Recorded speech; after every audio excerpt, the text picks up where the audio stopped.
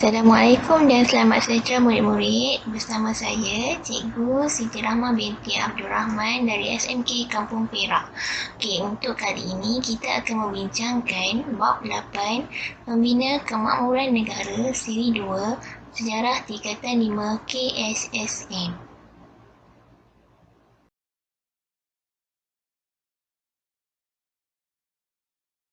Pada akhir pembelajaran, murid dapat menjelaskan pembentukan Dasar Pembangunan Nasional (DPN), menguraikan pelaksanaan Dasar Pembangunan Nasional (DPN), merumus pencapaian dasar ekonomi baru dan Dasar Pembangunan Nasional. 8.3 Pembentukan Dasar Pembangunan Nasional. Latar belakang pembentukan Dasar Pembangunan Nasional adalah kesinambungan daripada DEB iaitu Dasar Ekonomi Baru yang dirangka untuk 10 tahun dari tahun 1991 hingga tahun 2000. Rancangan ini adalah melalui rangka rancangan jangka panjang kedua RRJP2 dalam usaha untuk menjadikan Malaysia sebuah negara maju berdasarkan Wawasan 2020.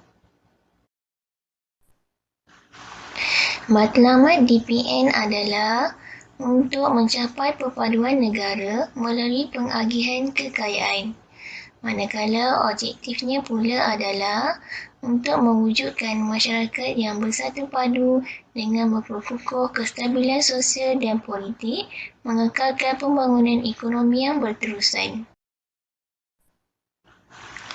Strategi Dasar Pembangunan Nasional.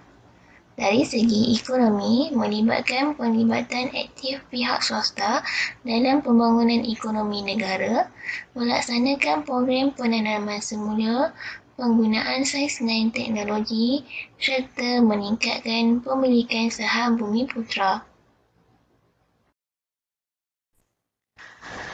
Strategi Dasar Pembangunan Nasional dari segi sosial pula memberikan insentif serta kemudahan pendidikan untuk kemajuan masyarakat miskin tanpa mengira kaum, mewujudkan masyarakat perdagangan dan perindustrian Bumiputera serta membentuk masyarakat yang berdisiplin dan progresif. Kemudahan fizikal dan alam sekitar menyediakan dan menambah baik kemudahan asas pembangunan mampan tanpa mengabaikan alam sekitar. 4. Pelaksanaan Dasar Pembangunan Nasional. Okey, dalam pelaksanaan ni macam langkah lah. Okey, kita tengok langkah yang pertama adalah pembasmi kemiskinan, iaitu menghapuskan kemiskinan tegar dalam kalangan penduduk pelbagai kaum dengan pemberian subsidi dan sokongan. Langkah yang kedua adalah penyusunan semula masyarakat, iaitu pembentukan Masyarakat Perdagangan dan Perindustrian Bumiputera MPPB. Seterusnya kita lihat penyusunan semula modal saham, iaitu meningkatkan bahagian saham Bumiputera selaras dengan matlamat asal DEB bagi mencapai sekurang-kurangnya 30% dalam pemilikan, penguasaan dan pengurusan sektor moden. Langkah yang keempat adalah pembangunan wilayah. Meningkatkan integrasi ekonomi yang saling melengkapi antara negeri, menambah baik ketidakseimbangan pembangunan wilayah bagi memudahkan pencapaian kesamarataan pendapatan antara kaum. 5. Pencapaian Dasar Ekonomi Baru DEB dan Dasar Pembangunan Nasional DPN.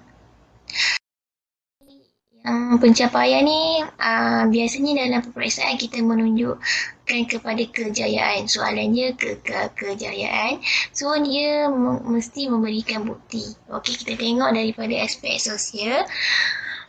Kejayaannya adalah menurunkan kadar kemiskinan. Buktinya, peratus kemiskinan dikurangkan daripada 4.3% pada tahun 1970 kepada 17% pada tahun 1990. Yang ni melalui DEB. Manakala, melalui DPN pula dapat mengurangkan kadar kemiskinan 7.2% pada tahun 2000. Okey, peningkatan kualiti hidup selepas tahun 1990 dari segi tahap kesihatan, pendidikan, pemilikan barang keperluan asas dan penyediaan infrastruktur seperti hospital dan klinik. Okey, kemunculan golongan pertengahan, contohnya golongan profesional, pemodal, teknikal, pentadbiran dan pengurusan. Masyarakat baru ini memberi sumbangan yang besar terhadap pendapatan dan kemakmuran negara.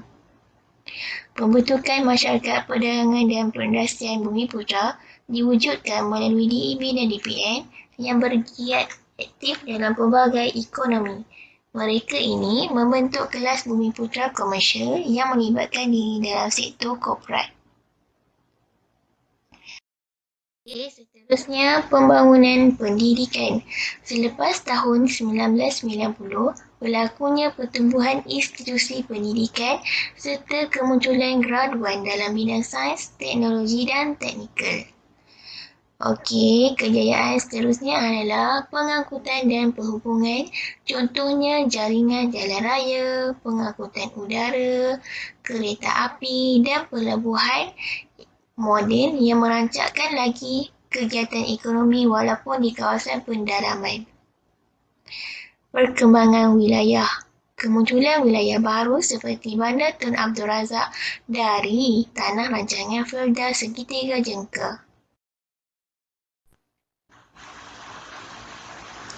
Aspek ekonomi, kita tengok kejayaan aspek ekonomi iaitu kemunculan perindustrian berteknologi tinggi yang melibatkan penggunaan jentera moden yang memerlukan tenaga, kemahiran dan modal yang besar.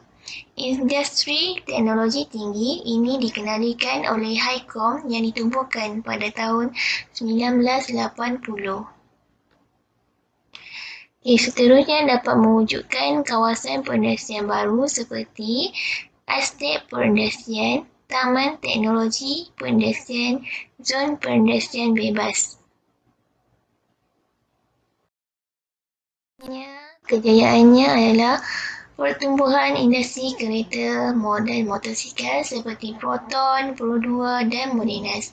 Hal ini dapat meningkatkan peluang pekerjaan untuk tenaga kerja yang terdiri daripada rakyat berbilang kaum. Malahan dapat meningkatkan pendapatan rakyat dan taraf hidup rakyat. Okey, sekian, terima kasih.